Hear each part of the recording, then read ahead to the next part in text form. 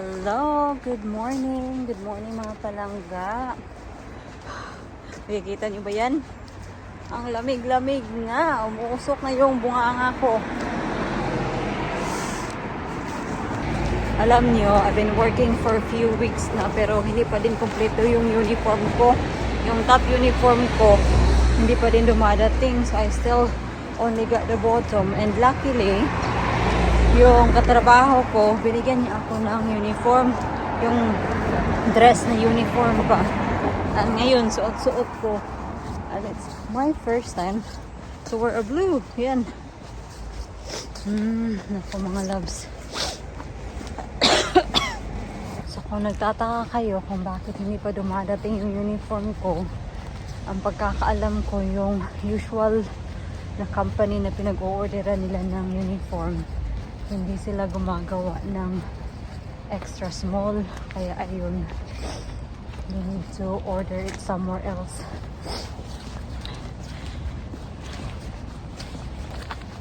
Tinitingnan ako ni kuya yung nagbabantay sa car park in the morning, kasi binabantayan niya yung car park in the morning kasi para walang staff na mag-park doon, kasi it's purely for visitors. Kasi para sa visitors lang yung parking na yun. Right, we're here. I'll see you later. First cross mga palangga, hindi ako malilate sa aking appointment kasi ano talaga mga palangga, sobrang matraffic ngayon. School time pa naman. Nasa bahay na ako mga loves, and yun na nga, na-late ako ng 5 minutes sa aking appointment. But okay naman sila kasi sabi niya na binibigyan ka naman namin ng 30 minutes para i-declare ka na late or hindi ka umatin sa appointment mo. Hala! Hala mga loves! Tingnan niyo, tumutulo yung dito. Look. Yan, tubig yan. Hala. Oh, nandito pala si kuya, oh. Hindi ko na-realize. Bakit hindi sinabi ni Mr.? Akala ko na hindi siya pumunta ngayon kasi, yun na nga. It's raining. What is he doing here? Don't tell me, ano siya. Naglalagay ng hollow block. Hala ka. Hi! Hala ka.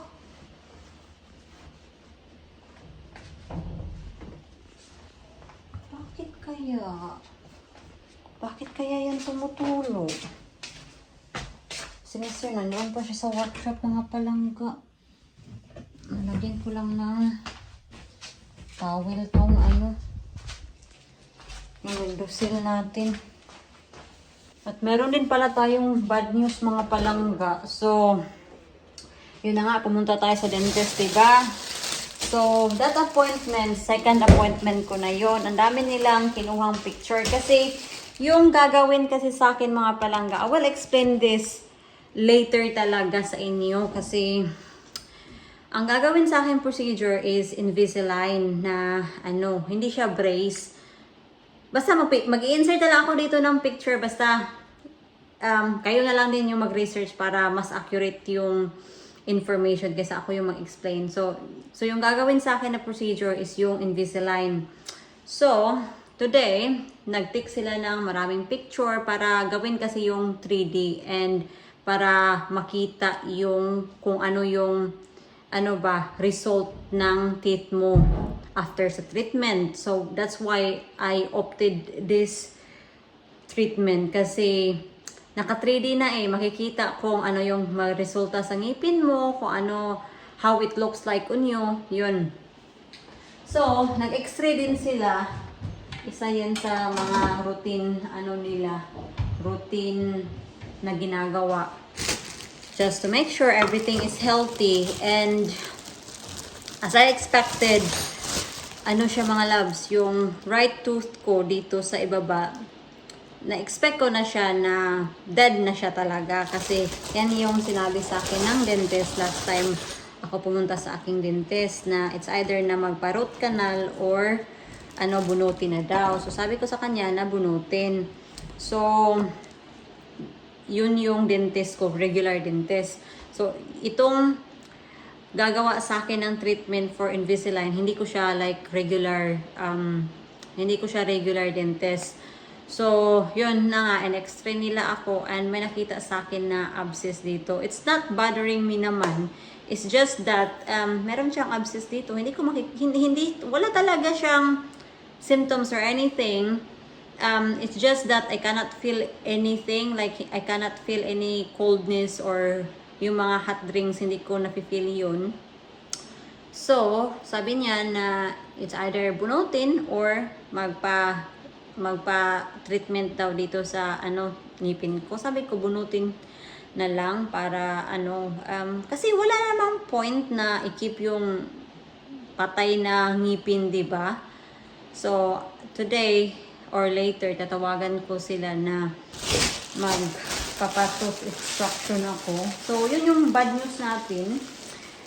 Kasi I'm not sure kung I can have the tooth extraction before my next appointment. Kasi on my next appointment 3 weeks from now, doon ko makikita yung kung ano yung magiging itsura sa ngipin ko, kung tama ba yung mga measurement and all that. So I don't know if kung bubunutin ko yung ngipin ko before my next appointment, I don't know if it will make a change sa fitting ng Invisalign. So, that's why I have to talk to them about it. Anyway, gagawa lang muna ako ng lunch para kay Mr. So, gusto niya ng tuna sandwich. Kaya, gagawa natin.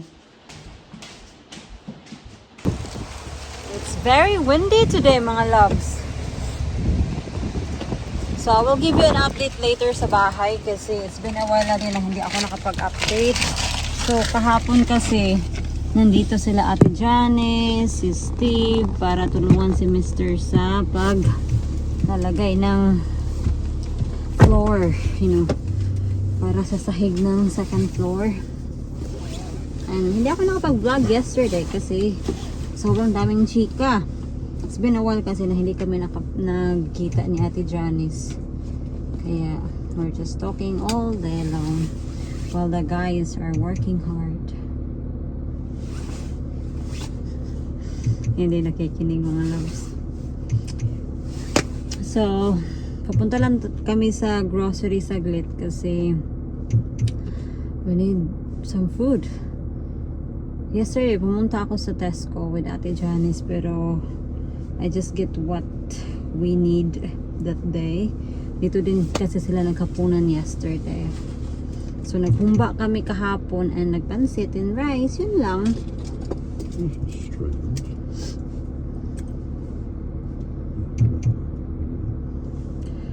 Sakit ang ulo ko.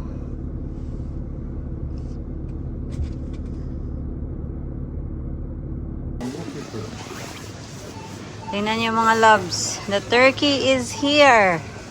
Ito yung price ng turkey. Yan yung pinakamalaki nila ata. I know. Ito ata, oh. Kasi large yan. So, 30. Pag may club card ka, 25. Frozen. Last time, bumili kami ng frozen turkey and it was okay naman. Do you not see? We're looking for fagot. Where is it? Kasi bet yun ni Mr. Saan na ba yun? Busy yung Tesco ngayon, ha? Pero, at least, wala silang pa-music. Wala ata. Wala akong mahanap na fagot. No. So, as I mentioned earlier, mga loves, nandito si Steve kahapon para tulungan si Mr. So, ito yung ginawa nila. So, si Steve is asawa siya ni Ate Janice. So, you cannot see a lot at the moment kasi they cover a cellophane all throughout the floor. Yan. Yeah, they're covering it. Kasi sobrang lakas ng ulan din kaninang umaga talaga. So, yan. So, we'll go out as well para makita nyo yung wall.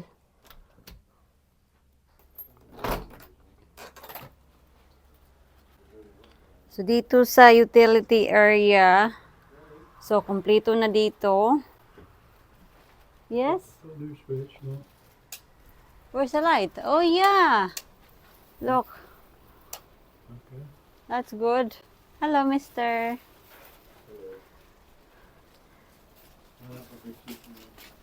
Yeah, I know. And, yeah, nakalimutan ko na kung ano yung last update ko sa inyo. But I think yung last update ko sa inyo is wala pa to. Hindi pa to kompleto ditong area na to. And on the other side din, ang lakas-lakas talaga ng hangin mga loves. Can you see the leaves?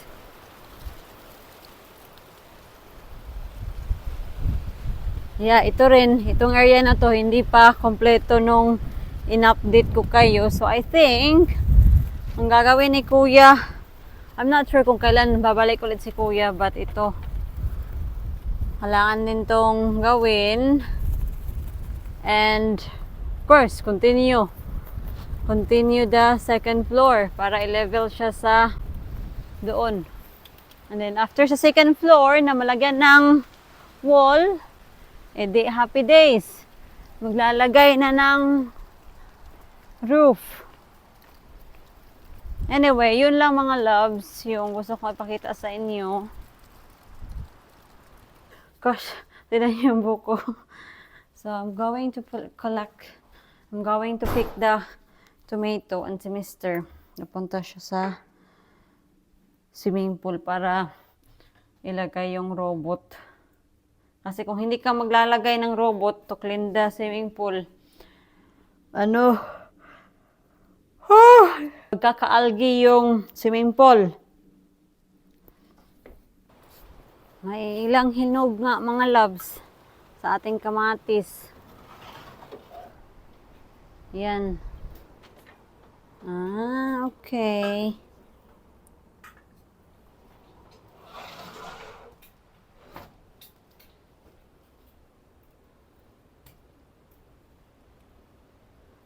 Wala din dito si Mr. tomorrow kasi aalis siya. Pero ano lang naman, saglit lang. Ito sabi ni Mr. itong variety na to, sobrang tamis daw nito. Ito ata yung tinatawag niya na cherry tomatoes. Meron pa pala dito. I-harvest ko na lang to kahit na ano pa, may pagka green pa dito.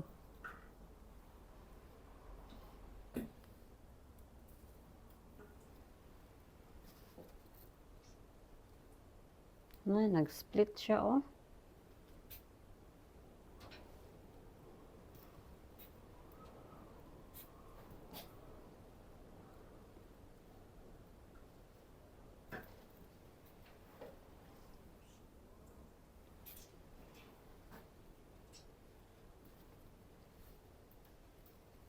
And I think that's it mga loves.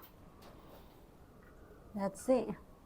So, I think on the weekdays, lilinisin ko tong ating greenhouse kasi para to prepare the winter. So, yung ating pak choy, ano talaga na oh, kinain na ng mga slugs. Yan. Sobrang dami ng damo dito. Yan. So yeah, yan yung agenda natin. Linisin yung greenhouse natin this weekdays. Nandoon si Mr. Oh. Nandoon.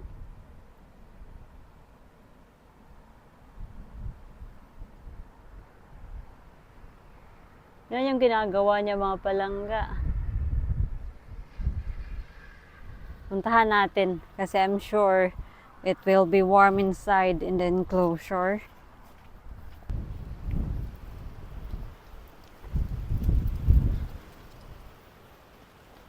So at least, hindi na ako magluluto ng hapunan mamaya kasi meron tayong leftover from yesterday. Hindi na ako kakain ng hapunan. Whew! Oh my goodness.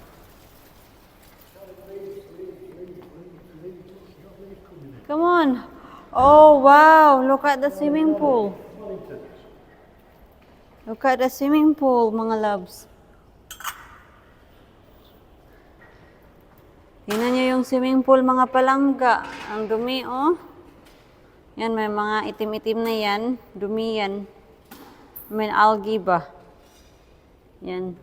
And yung ating lime, oh. Ang daming bulaklak. Meron na siyang lime. Yeah, we'll get them a water. And yung ating lemon. 'Di ba? Last update ko to sa inyo is ang daming puti-puti na dumapo sa kanya and you see, and lahat ng bulaklak na tanggal. Pero bumalik yung bulaklak, oh, namulaklak ulit. And yeah, meron tayong yan, malaking lemon dito, mga loves, which is very surprising. Anyway, magdidilig lang ako sa kanila. And babalik tayo sa loob ng bahay after this. Yan.